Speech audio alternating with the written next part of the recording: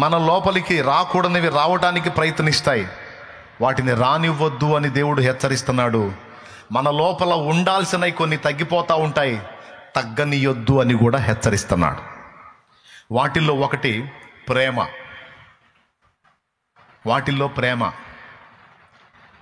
మన గుండెల నిండా ప్రేమ ఉందనుకోండి, బాగా వినండి, గుండెల నిండా దేవుడు కుమ్మరించిన ప్రేమ ఉందనుకోండి, చెడిపోయిన వాళ్ళలో కూడా మనకు దోషాలు కనపడవు. ప్రేమ దోషములను కప్పుతుంది. కాబట్టి వాళ్ళని ఇబ్బంది పెట్టడానికో, హింసించడానికో, ద్వేషించడానికో మనం తొందరపడం. మనలో నిండి ఉన్న దేవుని ప్రేమ పోనీలే అని క్షమించడానికి ఇష్టపడుతుంది. ప్రేమ లైన్లో ఉంటే క్షమాగుణం లైన్లో ఉంటుంది. ప్రేమ తగ్గిపోయినప్పుడే తప్పులు బయటపడుతుంటాయి. ఎదుటి వాళ్ళని ప్రేమించలేకపోతున్నాం, ఎదుటి వాళ్ళని క్షమించలేకపోతున్నాం అంటే కొన్ని మనలో ఉండాల్సినటువంటి మూలకాలు తగ్గుతున్నాయి అని అర్థం. అర్థమైందా? ప్రేమ తరిగిపోయినప్పుడు క్షమాగుణం అనే బుద్ధి తరిగిపోయిద్ది. ప్రేమ తరిగిపోయినప్పుడు దయార్థ హృదయం అనేది తరిగిపోయిద్ది. ప్రేమ తరిగిపోయినప్పుడు సాటి మనిషిని ఆదరించడం అనేది తగ్గిపోయిద్ది. ప్రేమ ఒక్కటి తగ్గితే పొరుగువారిది నేను ఆశించొద్దు అనే సద్గుణం అనేది తగ్గిపోయి లోగుల సొమ్ము నాకు కావాలనిపిస్తుంటుంది. ఈజీగా అర్థం కావాలని చెబుతున్నా. స్తోత్రం. అర్థమైందా? ప్రేమ అనేది ఒకటి తగ్గితే పక్కాడి భార్య మీద మనసు కలుగుతూ ఉంటుంది. పచ్చిగా చెప్తున్నా. అదే ప్రేమ లైన్లో ఉందనుకో, పొరుగువాని భార్యను ఆశించే మనసు ఉండదు. చూడండి, ప్రేమేగా 2 అక్షరాలు ప్రేమ. ఈ 2 అక్షరాల ప్రేమ కొంచెం తగ్గితే ఎన్ని తేడాలు వస్తున్నాయో చూడు. ప్రేమ నిండుందనుకో క్షమించగలుగుతావు. ప్రేమ నిండుందనుకో పోనీలే అనుకోగలుగుతావు. ప్రేమ నిండుందనుకో సాయం చేయగలుగుతావు. ప్రేమ నిండుందనుకో ఆదరించగలుగుతావు. ప్రేమ నిండుందనుకో ఇతరులకు సువార్త చెప్పగలుగుతావు. ఎందుకు? వాళ్ళ ఆత్మ నశించిపోకూడదు, వాళ్ళని నువ్వు ప్రేమిస్తున్నావు కాబట్టి. ప్రేమ నిండుందనుకో ఇతరులది ఆశించవు, ఎందుకంటే నువ్వు వాళ్ళని ప్రేమిస్తున్నావు. ప్రేమ నిండుందనుకో అవసరమైతే నీకున్నది ఇతరులకు పెడతావు. ఆ ప్రేమ తరిగిపోయిందనుకో లోకుల సొమ్ముని నువ్వు ఆశిస్తుంటావు. సో ఇన్ని లక్షణాలు దేన్ని ఆధారం చేసుకొని ఉన్నాయి? ప్రేమ. ఇప్పుడు ఈ ప్రేమ అనేది ఒకటి తగ్గిందనుకో ఇక ఎన్ని లక్షణాలు తేడా పడుతుందో చూడండి. రక్తం ఒకటి తగ్గితే ఎన్ని రకాల రోగాలు కనపడుతున్నాయి అన్నట్టు. బ్రెయిన్ సమస్య వచ్చిద్ది, ఊపిరితిత్తుల సమస్య వచ్చిద్ది, గుండె సమస్య వచ్చిద్ది, నరాల సమస్య వచ్చిద్ది, చాలా సమస్యలు ఒక్క బ్లడ్ తగ్గితే.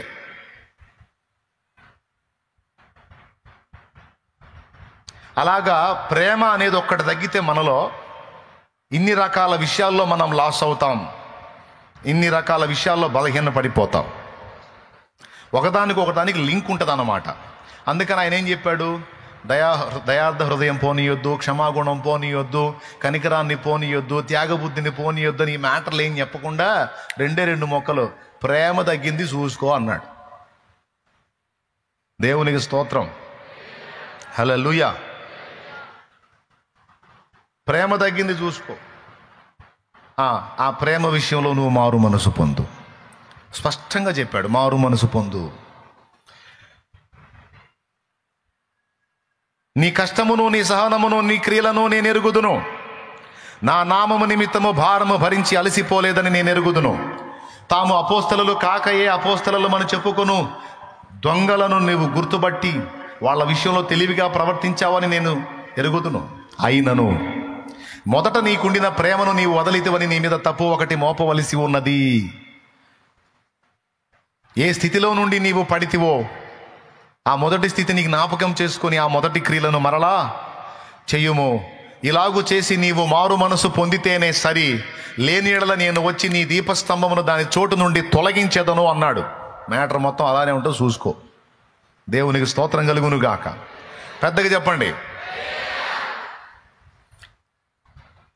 ఇప్పుడు రాకూడనివి మనలోకి రావటానికి ట్రై చేస్తాయి. మనల్ని వదిలిపెట్టిన చుట్టాలు మళ్ళా మన తలుపు తట్టడానికి ట్రై చేస్తాయి దురాత్మలు. మన మాజీ ఫ్రెండ్స్ తలుపు తీయొద్దు అన్నాడు, గతంలో తీసి మొహం పగలు కొట్టించుకున్నావు, మళ్ళీ పొల్లికిలు ఇచ్చావంటే ఇక రాల్తేరా జాగ్రత్త అంటాడు. స్తోత్రం. ఎంతమందికి అర్థమైంది? శానాళ్ళు అయింది నీతో మాట్లాడి, ఎట్టున్నా, బాగున్నా, ఏం సంగతి, ఈ మధ్య చర్చికి వెళ్తున్నానులే, అసలు ఫోన్ చేయటమే మర్చిపోయావే అన్నావు అనుకో, అయ్యిందే నీ పని.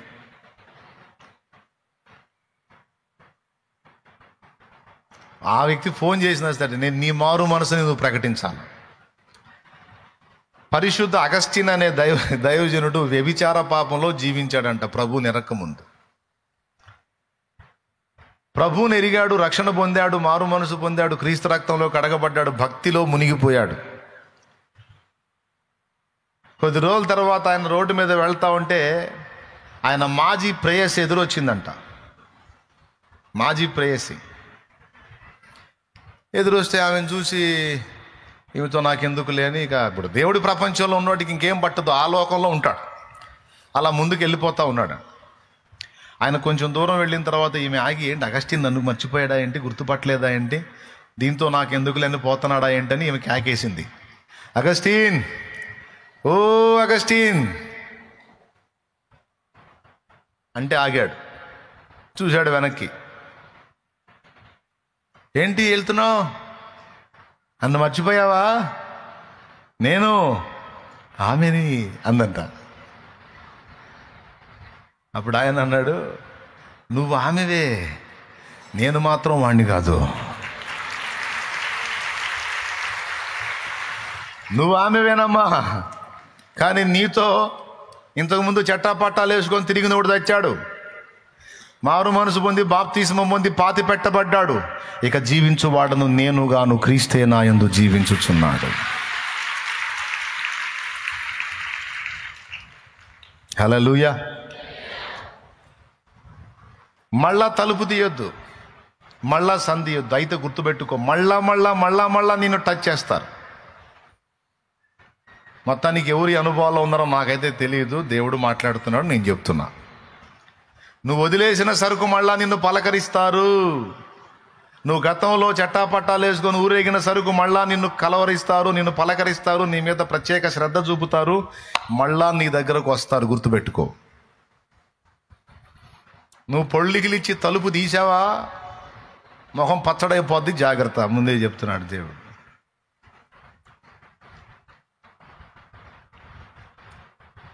హో సైతానా అన్నావు అనుకో, బాగుపడతావు. అయిపోయింది నీతో నా అనుబంధం, సైతానా పోయేస్తున్నామలో. ఇక నువ్వు ఎంత గిలగిల దన్నుకున్నా నేను నీకు లొంగను అని నిలబడ్డావు అనుకో, నిన్ను గదిలించిన వాళ్ళు కూడా మారు మనసు పొంది నీ వెంటబడే చర్చికి వస్తారు. జరిగిద్ది. నీలో ఈ పెను మార్పును చూసి, నీలో ఈ స్థిరత్వాన్ని చూసి, ఈ నాణ్యతను చూసి, నీ భక్తిలో ఈ తీవ్రతను చూసి వాళ్ళ గుండెల్లో దడ స్టార్ట్ అయింది. ఖచ్చితంగా వాళ్ళు కూడా చేంజ్ అవుతారు, వాళ్ళు కూడా లైన్లోకి వస్తారు. ఆ విధంగా మనం ఉండాలి. బలహీనపడి తలుపు తీసామా, గుర్తుపెట్టుకో, దేవుని వాక్యం స్పష్టంగా చెప్తుంది, ఒక మనిషి లేని తలుపు తీస్తే ఈసారి వచ్చేది ఒక మనిషి కాదంట, మరి 7 దయ్యములంట, మొత్తం 8 మంది దిగుతారు రంగంలోకి. అందుకే ఏయ్ జాగ్రత్త అంటున్నాడు దేవుడు. మారు మనసు పొందు, ఇగిలిచ్చావా సగిలిస్తావు, సత్తావు, జాగ్రత్త అని హెచ్చరిక చేస్తున్నాడు తమ్ముడా. మారు మనసు పొందాలనేది. కాబట్టి మారు మనసును గూర్చిన అవగాహన మనకు ఉండాలి. ఇది పునాది, మనకు బేసికల్ పాయింట్ ఇది. ఒకటి నంబర్ 1లోనే వచ్చింది మారు మనస్సు అనేది. అర్థమైందా? ఆ లోకములో నుండి ప్రభు వైపు తిరిగేటప్పుడు మనం పొందే మారు మనసు ఒకటి, ప్రభువులోకి వచ్చినా కూడా అనుదినం పొందాల్సిన మారు మనస్సు. ప్రతిరోజు సాయంత్రం పడక దగ్గరకు పోయేటప్పుడు పొగులంతా కాపాడావు స్తోత్రం తండ్రి, రాత్రంతా కాపాడినాయన స్తోత్రం అని టపిక్కిన మంచం ఎక్కటం కాదు. కాస్త మోకాళ్ళుని కాస్త నిరుపు నిదానం కలిగి ఈ దినమంతట్లో గడిచిన కాలములో ఈ దినములో ఇదిగో ఫలానా రోజు ఫలానా దగ్గర, లేకపోతే ఈ రోజులో ఫలానా టైములో నేను ఇలా తేడా పడ్డాను, ఈ నోరు జారాను, ఈ మాట జారాను, ఇదిగో ఈ చెయ్యి జారాను, లేకపోతే ఇలాగా నేను డిస్టర్బ్ అయ్యాను ప్రభువా నన్ను క్షమించు అని ఒప్పుకోవాలి. ప్రతి దినము క్రీస్తు రక్తములో మన పాపములు కడుక్కోవాలి. సోదరుడా, నీవు పరిశుద్ధుడవు, పరిశుద్ధురాలివి. బట్టలు ఉతుక్కునేటప్పుడు గుర్తు చేసుకో, బట్టలు ఉత్తుకునేటప్పుడు గుర్తు చేసుకో సోదరి, ఈ వస్త్రములను నేను శుద్ధి చేసినట్టు ప్రభువా నన్ను నిరంతరము నీ రక్తముతో కడగమని దేవుణ్ణి అడుగు. పాత్రలు తోమేటప్పుడు గుర్తు చేసుకో, దేవా నేను ఈ పాత్రలను కడిగి శుభ్రపరిచినట్టు నా అంతరంగమును కడిగి శుభ్రపరచు తండ్రి అని ప్రార్థన చేసుకో. ఇల్లు ఊడ్చేటప్పుడు గుర్తు చేసుకో, ప్రభువా ఈ ఇంటిని నేను శుభ్రపరిచినట్టు నా కుటుంబమును, నా ఆత్మీయ గృహాన్ని, నా దేహం అనే ఇంటిని శుభ్రపరచు ప్రభువా. కల్మషాన్నంతా ఊడ్చివేయి.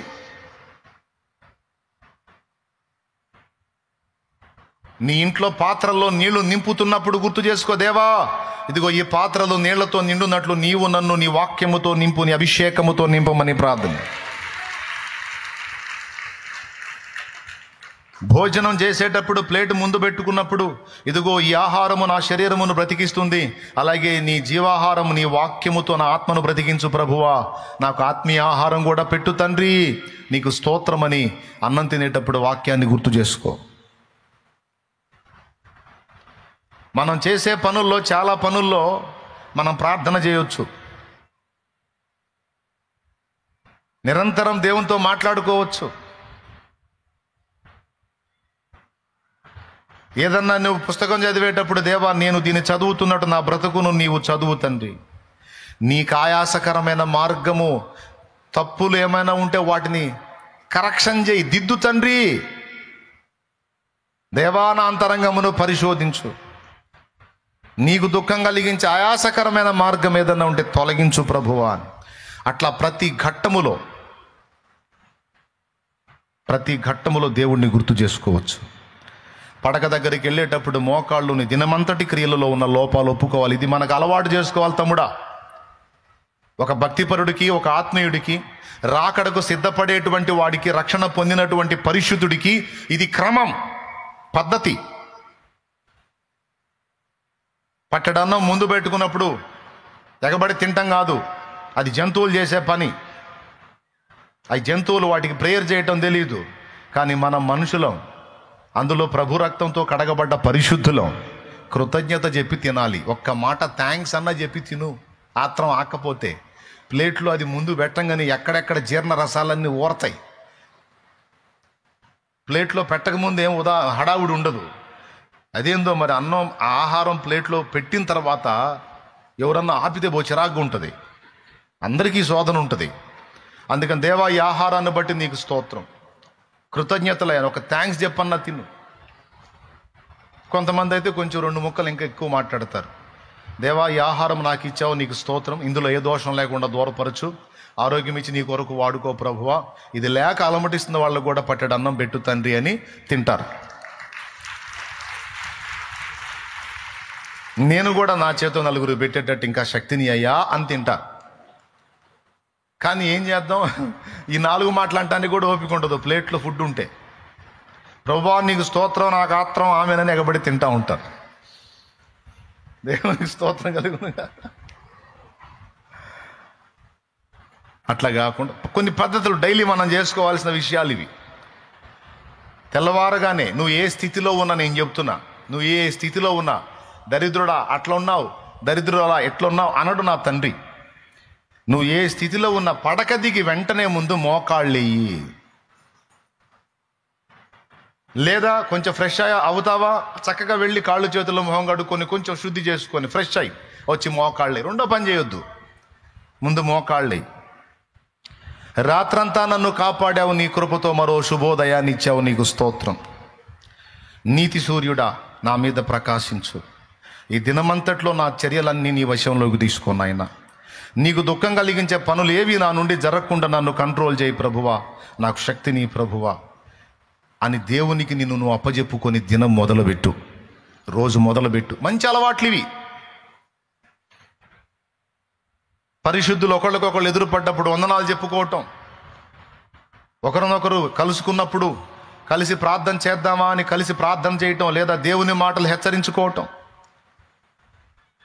ఖచ్చితంగా చేయాల్సినవి అండి ఇవి. ఇద్దరు పరిశుద్ధులు ఎదురుపడితే వేరే చెత్త మాట్లాడకుండా దేవుని సంగతులే మాట్లాడేటట్టు జాగ్రత్త పడాలి. ఇవన్నీ పరిశుద్ధులకు తగిన సంగతులు. వీటన్నిటితో పాటు ముఖ్యంగా చెప్తున్న మారు మనస్సు పొందాలి. ఎక్కడైనా నీ వలన తప్పు జరిగితే వెంటనే దేవుని ముందు దాన్ని ఒప్పుకోవాలి. దేవా, ఫలానా విషయంలో నేను బలహీనపడ్డాను, తప్పు ఆలోచన చేశాను, నన్ను క్షమించు ప్రభా, దిద్దుకుంటానయ్యా, మళ్ళీ అలా జరగకుండా చూసుకుంటాను, ప్రయత్నం చేస్తా ప్రభా, నాకు బలమీ తండ్రి, నాకు ఇష్టం లేదు ప్రభా, అట్లా హేయంగా జీవించడం నాకు ఇష్టం లేదు తండ్రి, నేను నీ బిడ్డను ప్రభా, నన్ను నీ రక్తంతో గడిగావు ప్రభా, పరిశుద్ధపరిచావు ప్రభా, అందుకు తగిన జీవితమే నాకు ఉండాలి ప్రభా, నా ఎందుకు కనికరపడు తండ్రి అని దేవుని నీవు బ్రతిమాలాలి బిడ్డ. ఇది మారు మనస్సు. మొదటిది మారు మనస్సు, రెండవది విశ్వాసము. ఇప్పుడు మారు మనసు అన్న ఒక్కదాన్ని వివరించేటప్పటికి ఎంత టైం పట్టిందో చూడు. పునాది అంటే ప్రతి క్రైస్తవుడు, క్రీస్తునందున్న ప్రతి బిడ్డకు వీటి గురించి అవగాహన ఉండాలి. అసలు మారు మనసు ఎన్ని రకాలు, రక్షణ పొందక ముందు మారు మనసు సంగతి ఏంటి, రక్షణ పొందిన తర్వాత మారు మనసు సంగతి ఏంటి అనేది కూడా మనకు గ్రహింపు ఉండాలి. తెలియనోళ్ళు నిన్నెవరన్నా అడిగినా కూడా నువ్వు చెప్పాలి, అమ్మా రక్షణ పొందినప్పటికీ మనం గతంలో స్నేహం చేసినటువంటి అపవిత్రతలు ఏవైతే ఉన్నాయో అవి మనల్ని వదలవు, వెంటాడుతాయి. వాటి విషయంలో మనం మెలకువగా ఉండాలి, తలుపు తీయకుండా జాగ్రత్త పడాలి.